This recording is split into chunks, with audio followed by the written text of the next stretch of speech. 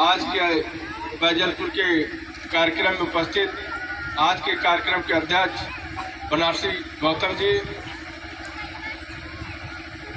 और मुरारी लाल मौर्य जी, गिरीश यादव जी, विधानसभा अध्यक्ष मनीष कमांडो जी, दुर्गेश मास्टर जी, उपेंद्र जी, प्रदीप यादव जी, हरिंदर हरी जी,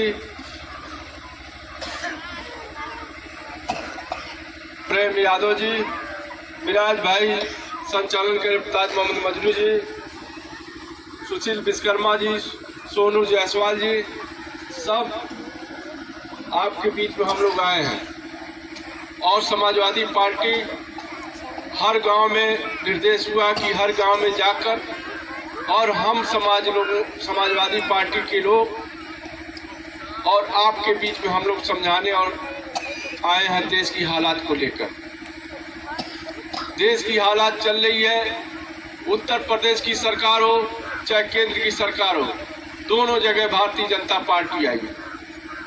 आज बाबा साहब अम्बेडकर के जीवन काल के से लेकर उनके संघर्ष ने जो किया और जो दिया, उन्होंने एक संविधान दिया।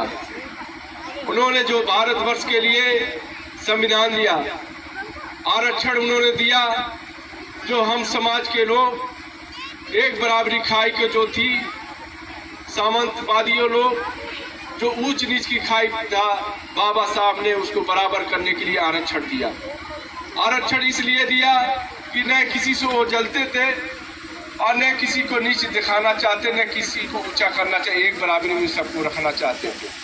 बाबा साहब ने जैसे बकरी है और बकरी का 4 बच्चे पैदा हो जाए तो कोई इसमें कमजोर रहता कोई बकरी, तो उसको लोग कहते हैं कि इसको पिलाओ ज़्यादा दूध। उसी तरह से जो लोग कमजोर थे उनको आरक्षण मिला उसी के तहत। उसके बाद आज भारत की जो हमारे हालात है कि संविधान, समाजवादी पार्टी हमेशा नारा देती कि संविधान बचा लीजिए। संविधान, भारतीय जनता पार्टी दुहाई देती कि संविधान हम बचा रहे हैं, संविधान पर कोई खतरा नहीं है, भाषण में कहते हैं। लेकिन संविधान कहाँ से खतरा है वो आपको पूछना है और समझना है कि कहाँ से खतरा है।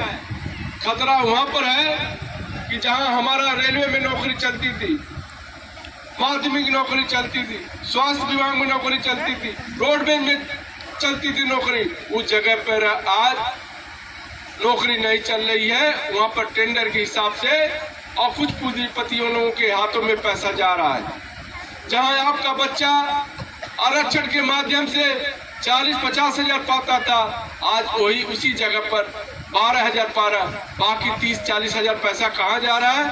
उद्योगपतियों के हाथे पर।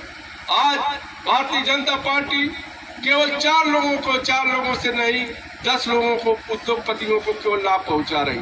जहां संविधान में डॉक्टर साहब भीमराव अम्बेडकर ने कहा था कि हमारा पैसा जो जुटेगा देश के लिए, जो लोग अमीर लोग देश के लिए पैसा जुटाएंगे वो गरीबों में कैसे बांटे जाए। तो उन्होंने आरक्षण के माध्यम से नौकरी में कई कमाई के माध्यम से बराबरी हिस्सा देने के लिए, जो आज नौकरी हमको मिलती थी 50 हजार पाता था, लेकिन भारतीय जनता पार्टी आज उसी जगह पर हमारे नौजवानों के लिए 12 हजार कर दिए। उसको सोचना होगा। आज हमारी ताकत बिखर रही है, आज भारतीय जनता पार्टी ताकत हमारी बिखार रही है।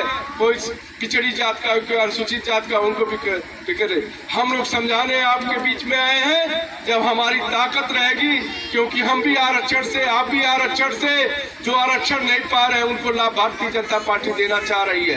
तो आपसे मैं कहना चाहता हूँ कि आप लोग संगठित रहिए, और जब तक भारतीय जनता पार्टी नहीं हारेगी, जब तक हमारे बच्चों को उद्धार नहीं हो सकता है।